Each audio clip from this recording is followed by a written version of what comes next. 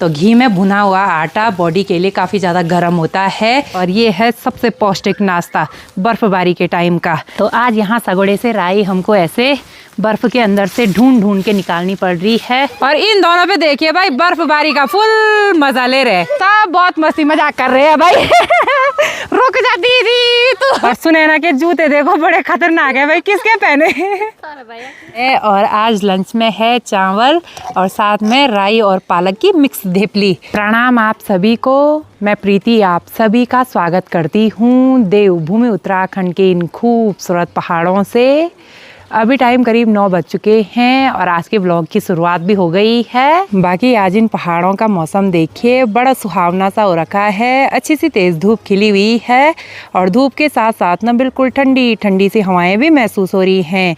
बाकी कल हमारे गांव में फुल बर्फबारी हुई जिससे आसपास की पहाड़ियाँ देखिए भाई बर्फ़ की सफ़ेद चादर से ढक चुकी हैं और अभी तक हमारे गाँव की माड़ा में ये जो बर्फ़ पड़ी थी वो अभी पिघली नहीं है। अब अच्छी सी तेज़ धूप खिली रहेगी तो थोड़ी देर बाद ना ये बर्फ़ भी पिघल जाएगी यहाँ से। और खेत भी देखिए भाई ऐसे लग रहा है जैसे खेतों में किसी ने सफ़ेद चादर ओढ़ ली हो। अब हमारे छत में देखिए भाई पूरी बर्फ़ जमी हुई है और ये बर्फ़ ना बिल्कुल टाइट हो गई है, ये देखिए जी बहुत ज़्यादा टाइट हो रखी है। और अभी मैंने बड़ी मुश्किल से वीडियो स्टार्ट करी क्योंकि ऐसी बर्फ़बारी में ना आँखें खुली नहीं रही हैं, मतलब आंखों में ना बिल्कुल पानी पानी सा आ रहा है। और ऊपर टीन में भी देखिए भाई पूरी ये बर्फ़ जमी हुई है और जितने भी पेड़ पौधे हैं अब धीरे धीरे उनसे ना बर्फ़ नीचे गिरने लग गई है। बाकी ठीक सामने की जो पहाड़ियाँ हैं वहाँ तो बहुत ही ज़्यादा मात्रा में बर्फ़ पड़ी हुई है, उस बर्फ़ को पिघलने में काफ़ी ज़्यादा टाइम लग जाएगा। अब ये बर्फ़बारी तो देखने में अच्छी लगती है लेकिन बर्फ़बारी के बाद ना गांव में कई सारी समस्याएं हो जाती हैं, जैसे कई दिनों तक लाइट नहीं रहती है क्योंकि बर्फ़बारी के कारण ना लाइट के जो तार हैं वो टूट जाते हैं और फिर दूसरा पानी नहीं आता है कई दिनों तक क्योंकि पूरा पानी जम जाता है पाइप पे। और तीसरी समस्या ये है कि जिन लोगों के गाय भैंस वगैरह रखे हुए हैं उनके लिए काफ़ी ज़्यादा दिक्कतें हो जाती हैं। तो आज मैंने अपने लकड़ी वाले चूल्हे में सुबह के टाइम पे ही आग जला दी थी और इस पे एक पतीले पे पानी रख दिया था गर्म करने के लिए। और कल से ये चूल्हा बहुत ही ज़्यादा यूज़ हो गया है भाई, जबकि मैंने कल ही इस चूल्हे की लिपाई करी थी फिर से काला काला हो गया है क्योंकि कल दिन भर से यहाँ चूल्हे पे आग जली रही थी और अभी भी मैंने आग जला दी है। अब थोड़ी देर बाद इसकी लिपाई करूँगी। अब बेचारी पक्षियाँ भी इस बर्फबारी में कहाँ जाएंगी खाना ढूंढने के लिए, तो उनके लिए थोड़ा सा चावल डाल देते हैं।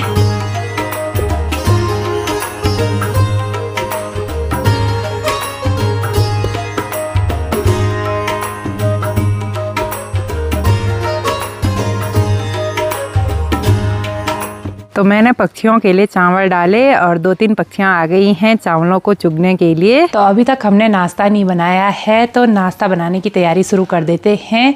और आज मैं लकड़ी वाले चूल्हे पे ही नाश्ता बनाने वाली हूँ और आज मैं कुछ स्पेशल चीज़ बनाने वाली हूँ। सबसे पहले लोहे की कढ़ाई को रख देते हैं चूल्हे पे और आज मैं बनाने वाली हूँ बाड़ी, जिसको कि गुलथिया भी बोलते हैं, प्रसाद भी बोलते हैं। और अभी मैंने थाली में थोड़ा सा आटा ले लिया है तो आज ठंड के मौसम में लेंगे बाड़ी का आनंद। तो यहाँ पे कढ़ाई भी गर्म हो चुकी है तो अब इसमें घी डाल देते हैं। एक बार आटे को ना घी में अच्छी तरह से भूनना है। तो यहाँ पे घी भी अच्छी तरह से गर्म हो चुका है तो इसमें आटा डाल देते हैं।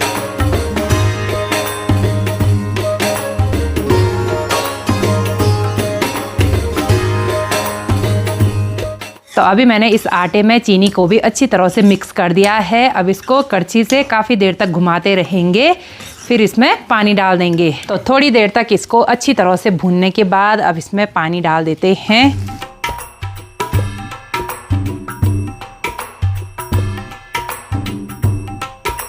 तो घी में भुना आटा बॉडी के लिए काफ़ी ज़्यादा गर्म होता है, इसीलिए बर्फ़बारी के टाइम पे हम इसको बनाते हैं। इसको बोलते हैं बाड़ी।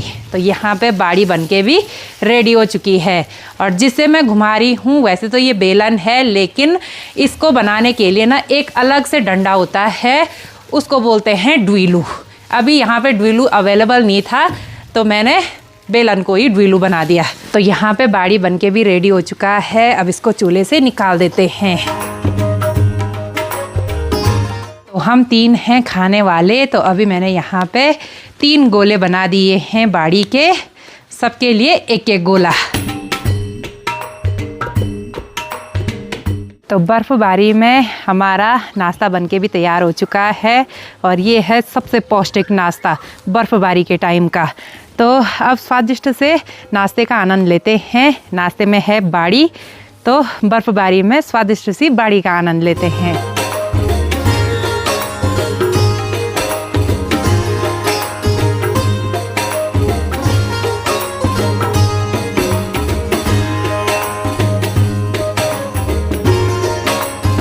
अब नाश्ता करने के बाद हम सब चलते हैं ठीक सामने धार की साइड, वहाँ से आपको पूरे किमाड़ा मोहल्ले का नज़ारा दिखा देते हैं। सबसे पहले तो आप मेरे किचन गार्डन को ही देख लीजिए, यहाँ पे पूरा ढक चुका है, राई भी पूरी ढक चुकी है यहाँ पे।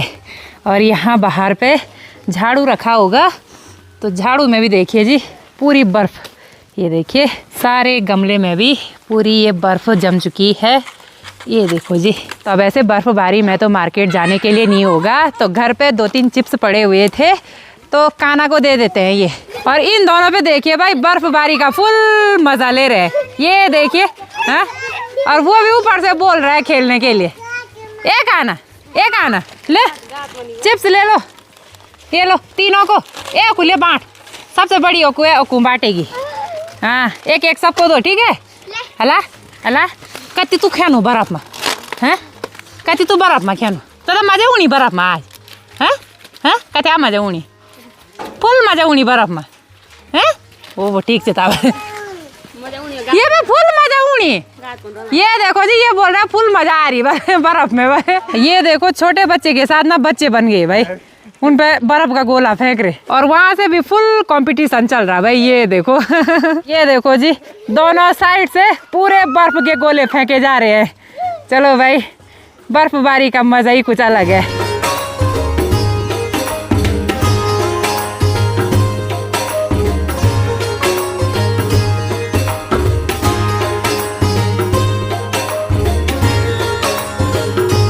छोटे बच्चों के साथ तो खूब मस्ती मजाक हो गई। अब दीदी को भी सरप्राइज दे देते हैं। ये दी ले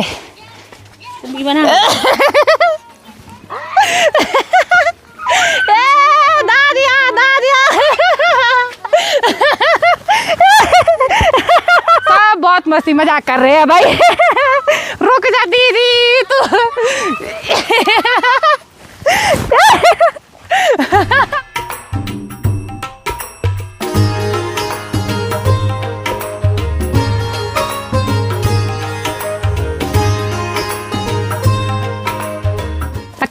लगा हुआ है बर्फ के गोले बनाने पे, लेकिन काना का छोटा भाई भी लगा हुआ है बर्फ के गोले बनाने पे। ये देखो जी काना के दादाजी ने काना के सर में पूरी बर्फ की परत रख दी। ले ले ले ले ले। तो यहाँ पे सब बर्फबारी का आनंद ले रहे हैं। बाकी बर्फ पड़ने के बाद ना सरसों की फसल का कुछ इस तरह से नुकसान हो जाता है। पूरी सरसों की फसल नीचे ढह गई है भाई।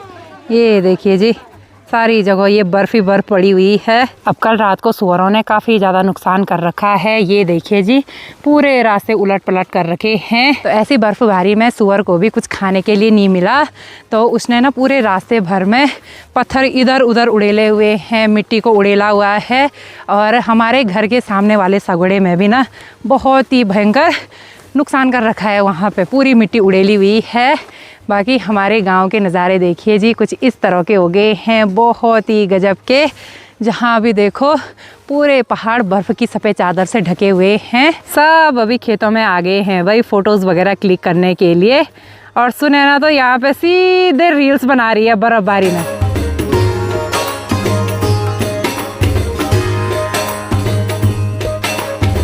तो यहाँ से दिखाई देता है हमारा पूरा किमाड़ा मोहल्ला। और किमाड़ा मोहल्ला देखिए जी, आज कितना गजब का लग रहा है, बहुत ही सुंदर। और अभी ना सामने इस वाली पहाड़ी से थोड़ा बहुत बर्फ़ पिघलने लग गई है।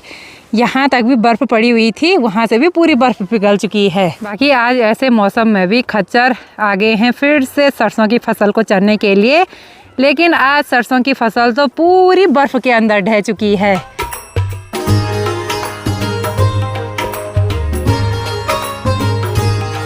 अब यहाँ पे भेंटी का धारा था, लेकिन भेंटी का धारा भी देखिए पूरा जम चुका है, उस पर अब पानी नहीं आ रहा है। सौरभ और सुनैना भी यहाँ पे बर्फबारी का आनंद लेने के लिए आए हुए हैं।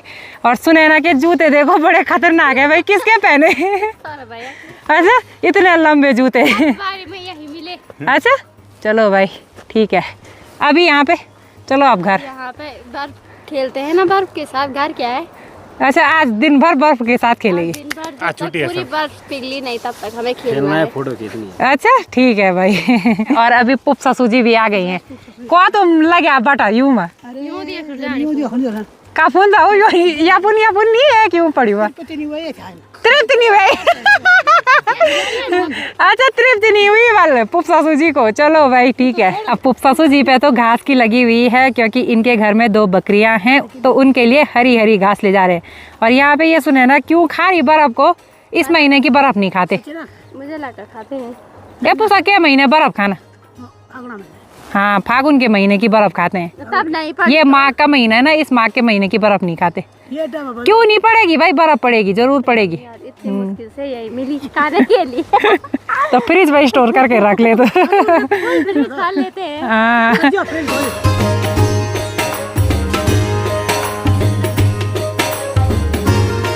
तो कल रात के टाइम पे देखिए भाई, सुअरों ने यहाँ पे कुछ ऐसा आतंक मचा दिया, पूरी मिट्टी ऐसे उड़ेली हुई है, ये देखिए जी। और अभी यहाँ से चलते हैं नीचे पुराने वाले घर पे। बर्फ देखिए भाई धीरे धीरे पिघलने लग गई है, सारी जगह पानी पानी हो गया है। यहाँ पुराने वाले घर के आंगन से भी पूरी बर्फ पिघल चुकी है। अब सिर्फ यहाँ सगोड़े में ही थोड़ा बहुत बर्फ बची हुई है। और इस बर्फबारी में देखिए जी पूरे माटे और नींबू नीचे सगोड़े में झड़े हुए हैं, बहुत ही ज़्यादा मात्रा में। अब मेरे खेत में जो सरसों हो रखा था वो भी देखिए पूरा नीचे डह गया है। तो यहाँ रास्ते की साइड से तो बर्फ़ पिघल चुकी है, और अभी यहाँ दीवार में देखिए जी पूरी बर्फ़ वैसी की वैसी है। थोड़ी देर बाद ये भी पिघल जाएगी। और सुबह के टाइम पे तो यहाँ पे पूरा किचन गार्डन ढक गया था बर्फ़ से, लेकिन अभी थोड़ा बहुत हरा भरा दिखने लग गया है। बाकी जहाँ पे छाँव है ना, वहाँ पे बर्फ़ काफ़ी लेट से पिघलेगी। और बर्फ़बारी के कारण देखिए जी राई का पत्ता पूरा ढक चुका है, ये देखो।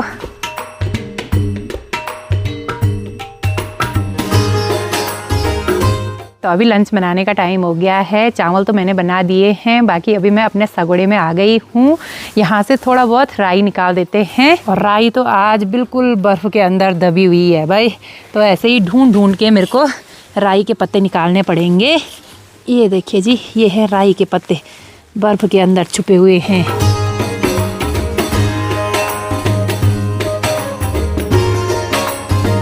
तो आज यहाँ सगोड़े से राई हमको ऐसे बर्फ़ के अंदर से ढूंढ ढूंढ के निकालनी पड़ रही है, पूरी दब चुकी है बर्फ़ के अंदर। ये देखिए जी कहीं कहीं पे मिल रहे हैं राई के पत्ते, कुछ बीच में ये मूली बोई हुई है, तो बर्फ़ में राई के पत्ते ढूंढने हैं। तो यहाँ सगोड़े से मैंने इतने राई के पत्ते निकाल दिए हैं, इतने काफ़ी हो जाएंगे। और बर्फ़ के बीच में राई के पत्ते ढूंढने पे हाथ बिल्कुल जाम हो चुके हैं, बहुत ही ज़्यादा ठंडा हो रहा है भाई।